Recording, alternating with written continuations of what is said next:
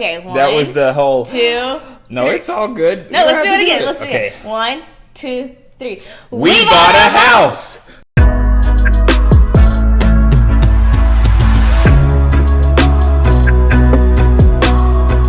Howdy, y'all. Welcome back to Coupled Up with Dex and Charles.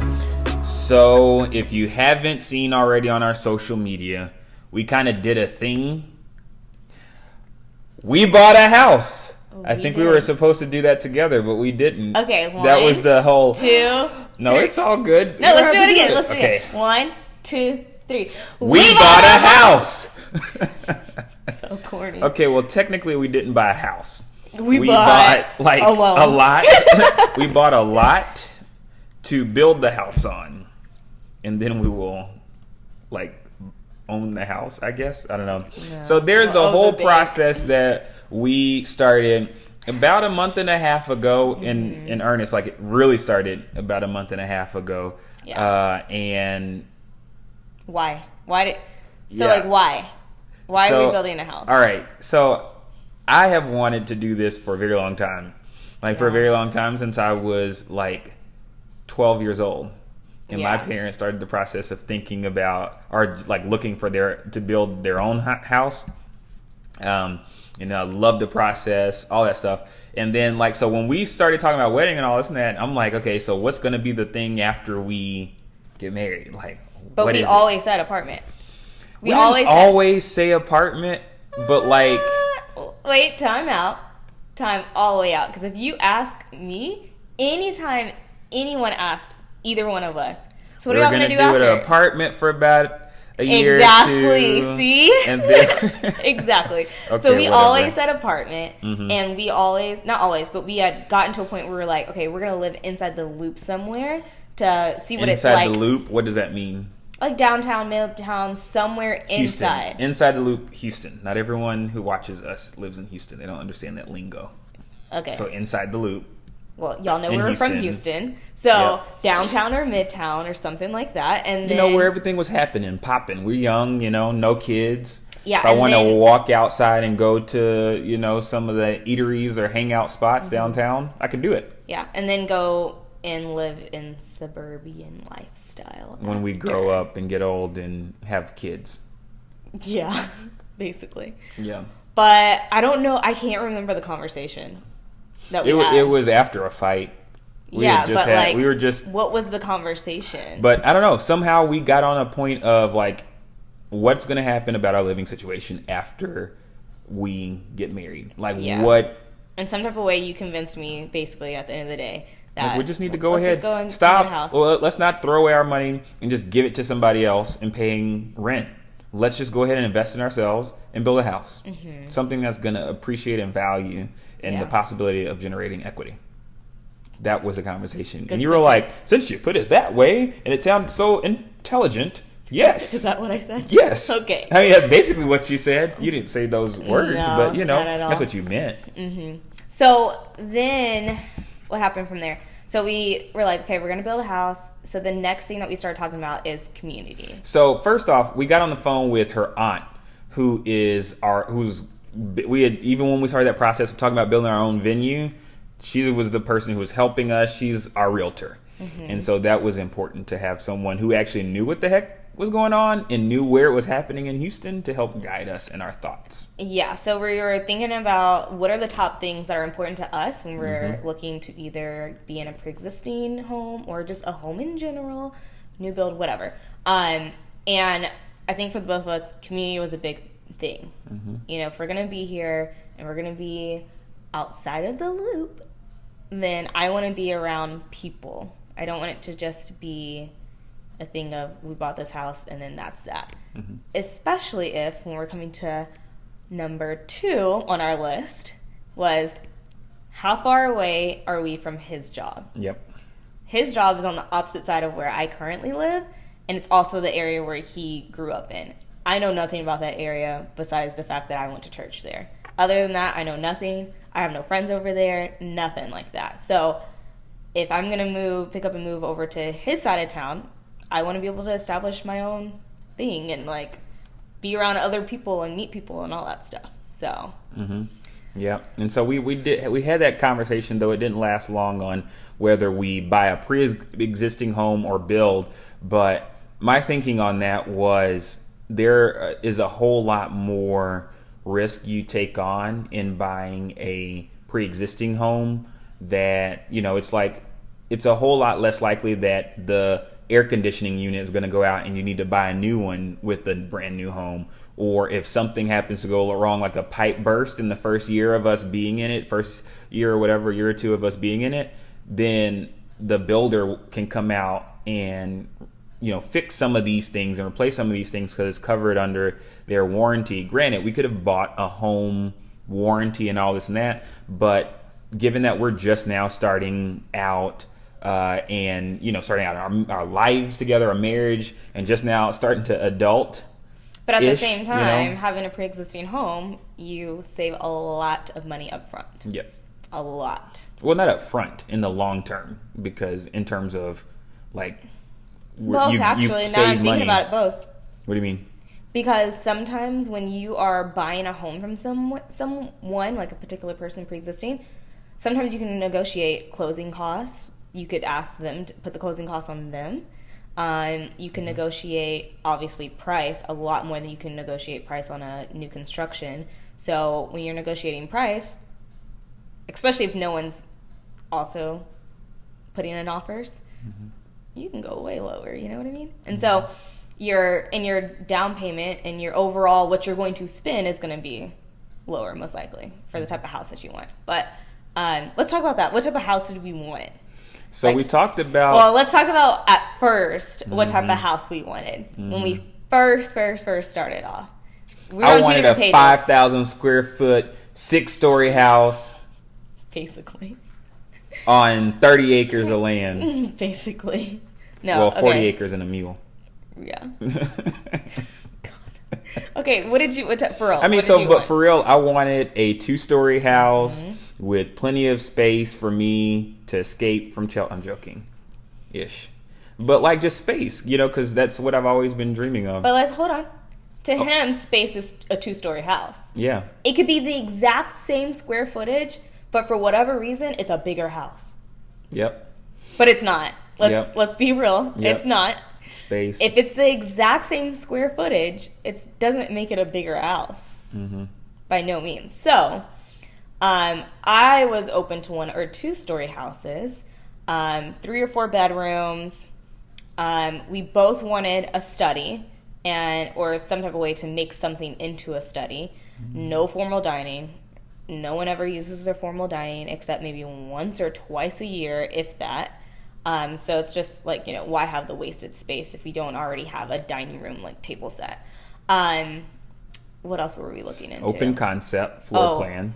That was my number one thing. So a lot of these new construction type homes, they put the breakfast nook area kind of offset or jutted from the kitchen and living room. So if you're in the breakfast nook area, sometimes you can't see over around to the living room easily, or if you're trying to talk to someone over there, it's not this one big open space. And that's what I wanted. I didn't want some random pole in the middle of the kitchen and living room area, just, it's load bearing, whatever. But I didn't want that.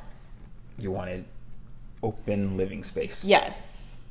But you knew that, and there were so many times where you're look at this floor plan. Do you like this? I'm like, no. Because here's the living room, here's the kitchen, and here's the breakfast area. But everything else about it was dope. Except that the breakfast area was 5 way feet over there off. Yeah. But yeah, so it was a whole little process that we underwent with that. And so we started looking. We had a year ago went out and just playing around, looked at some neighborhoods and some houses in some areas. And we had this neighborhood that we really thought was oh, this is nice. This is dope. And so that was the first neighborhood we went out to look at. We went out there. We had this idea of how much house we could quote unquote afford. And we were going based on what we wanted our monthly payments to be. And we at first had it was low. And then we went and looked at some houses and we're like, well, actually, what would our monthly payment be? We went to a mortgage calculator online, and then we saw this Upped note it. and we upped our amount that we could afford, and we're like looking at these houses and all this and that, and man, we're like, okay, we might be able to do something with this. But then this neighborhood we really liked, it was too far away a drive for me. I'm not trying to spend upwards of 47 minutes each way. He's so specific. That's how much it was. It would have been 47 minutes in traffic. But granted, it could be longer than that if traffic is worse one day and there's an accident. I could be spending over an hour. Homie, I ain't trying to do that, you know? And Which, not by come the home way, sane. I get what you're saying. Which, by the way, if you're not from Houston, there are so many people that have to do that. I mean, my parents do that every day. Every day they do that. Every single day. My dad had to do it. But like considering though, no, I get it. I that get it. like also for me, I'm active in a whole lot more in the community, and I have late meetings and all this and that, and then on top of that, I'm gonna have to then spend an hour in the car to get home. Mm-hmm. I got some advice from a friend. He lived 51 minutes away from his office, and he was saying it was hard for him because he had a newborn baby, and by the time he got home, like he couldn't be there to help his wife out with the baby while she cooked or did this and that, and he only got like 10-20 minutes with the baby before the baby went to bed. Right. And so those are things to think about later down the line. So Chelsea was the one who suggested, let's look somewhere closer to your job so that you don't have such a long ride. And I was like, wait, what? So you mean to tell me you're kind of willing to live on my side of town? Yo, we in this. Oh, by the way, also what like blew me away when we started looking, Chelsea, and then we started considering, upgrades and options and the things we want in the house. Chelsea, for the first time, came out of her mouth, was like, oh, well, we don't have to do all this and that for the wedding. And I was like, what? Who are you? What did I Is say this that? all I had When to was do? This is what you said after the first weekend we visited that neighborhood. We were driving back to Easter service or whatever. because I was talking about all the different activities and like different things. Yeah. And you were like, we can cut back a little bit on some of the wedding stuff. And I'm like, all I had to do is start talking about a house with you to get you to be more reasonable with this budget. Time out. Let's be real here. You know. I know what. I have been working within this budget. Oh, you have been. And cutting so much back. Been. I'm so proud of you. What? Anywho. Okay, so what else? So we started looking at neighborhoods by his job. Once again, know nothing about the area, so I was relying on him to find neighborhoods, and from there we looked online and looked at the builders that were building in those neighborhoods, looked at floor plans. So we were going into some of these neighborhoods and talking to these builders, already kind of knowing what we wanted to an extent. Yep. And by looking up stuff, we looked up and researched, and she was reading reviews on the builders, so she knew the stuff to look for and ask. And also because she's in sales, she also knows the questions to ask to get past the salesman BS, which was like dope. You're dope. Yep. And so we did that, and so we went in when we knew what we wanted. And then once we started to see other things, we started to open our eyes to other things. So we ended up at this other neighborhood. Yeah. And for the first time, we started considering premium lots. Because in this neighborhood, it was lakefront lots. And that was such a dope idea to me. And so it was like, let's trade the master plan community for a lakefront lot. Because a brother can come home at the end of a stressful day and go sit on the couch. Go sit on the back porch and listen to the water come from the lake, and that'd be dope. Yeah. So we went. We actually found a floor plan we liked with a builder we really enjoyed. No, but let's talk about this because we went to this builder and we were like, he was at this point in time he's still stuck on 2 stories. Yes. We go in there and she was like, no, but I have this one story I think you guys are gonna really like because open concept, all that stuff. And she was like, here, I'm gonna give you the keys. Go look at it. I have an inventory home that you can go look at. And so an inventory house is a house that's already built. The builder's already built out themselves, and then someone can come in and buy it. Yes.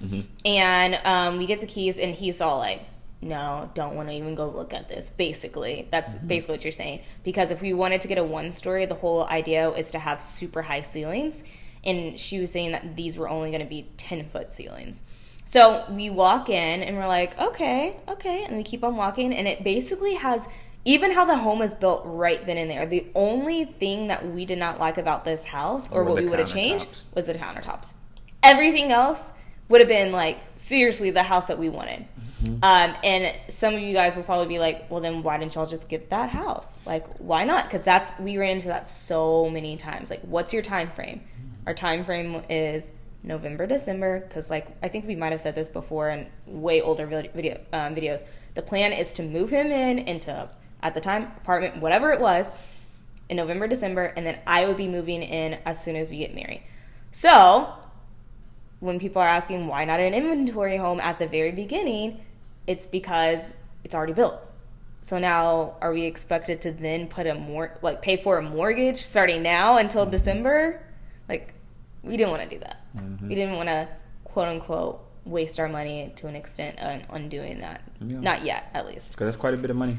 It is. It's a lot, you guys. But and we'll talk about that in another video. But so yes, we walked in. Everything was great. And so we fell in love with it, and we were like, all right, this is it. Dexter was like, yes, this is it. He starts dreaming about this home and thinking about all the things, unbeknownst to me, all the things that he wants to do in this home, with this home, all that stuff. Her email us the whole list of what are the possible options and upgrades in the house, what are the structural things we can change and do. I was mapping everything out. I'm like, yo, we're here. We're about to do this. And so so that weekend, we go with my aunt. The next weekend, we go back with your aunt. Yeah. And we go there, and we're about to be ready to sign, and my aunt hadn't yet come to this neighborhood yet, because when we went, she wasn't available. So we're like, okay, so yeah, we're gonna go sign with her. Then what happened? We were like, let's show her these other houses in there. Well, we got there. And Aunt Gail got there before we did, and she had been talking to the seller there, and she found out that the price of the house went up. Yep, it went up. And things like this can happen. Like, they can just go up without even telling you or whatever. So the price goes up, and we're like, wait, hold on. The 2-story house next door that we really loved, at this point in time is now the exact same price. Same base price. Same base price. So we were like, let's go over there and run through the options with him and see what it would come out to. So we go next door, and we're walking my aunt through the house, and she's like, oh yeah, this is really nice, blah, blah, blah. So we sit down with the guy, and we're going through all the options of what's what and what can happen and everything and all these things. And so, I'm sorry to interrupt you, but important to note is that with the other builder, with the house we really loved, they were giving us... I was about to say that. Oh, sorry. No, go ahead. No, you go ahead. Then. No, it's okay. They were giving us $30,000 off the price of the house or towards additional upgrades and options. Because we were going to get the house in the new section on the lake. And we're going to be the very first one. We're going to be the first ones there. So with these guys, we were like, look, after he gave us the price of what it was going to be, and because it's a 2-story, there's more options that you have to take into consideration. Like, are you going to have a certain type of railing on the stairs? What type of flooring are you going to have up there? Like, all those different things that you don't have to consider in a 1-story home versus a 2-story. It ups your options. So, come to find out, the house ends up being a lot more than what we expected with all the options that we wanted than the other home. And so we told them, we were like, listen, they're giving us $30,000 over there. So we were like, what can you do? And he's like, well, what do you want? And what did we tell him we wanted? We wanted $20,000 off the price of the house, and then another $10,000 in design center incentives. So the same thing at the end of the day, but it's just coming from 2 different piles or buckets. So he's like, all right, I'm going to call my manager. I'm going to see what we can do for you. And we're like, okay. But in the meantime, let's go ahead and get you guys started at picking out brick and just different things that you have to do before you leave if you're wanting to actually buy the house right now. Because we were ready. We told him, really, if you can get us this $30,000, we will sign today. Yep. Like, we were ready. And so it was a thing. And so we're picking out our brick, and we'll show you the video of us doing that. And so we're really super excited. And so we did all that while we were waiting on him to come back and give us the answer. Yeah. So this man ordered pizza for us. Mm-hmm. He did everything. He was rolling out the red carpet. He was getting us ready. He was schnoozing us. Mm-hmm. That's what he was doing. And he had just gotten to this neighborhood like 2 months prior. Yeah. And so I think we probably were going to be one of his first sales or something like that. But anyways, so we're in the kitchen area, and he comes in, and we're like, so what'd they say? Stay tuned for next week's episode. Bye, guys. Thanks so much for watching. Make sure to hit that subscribe bell and so you can stay up to date with all of our latest episodes. Subscribe button, notification bell. Oh, okay, whatever. Yep. And we will be back next week, like I said, with another episode. Thanks. Bye, guys. Deuces.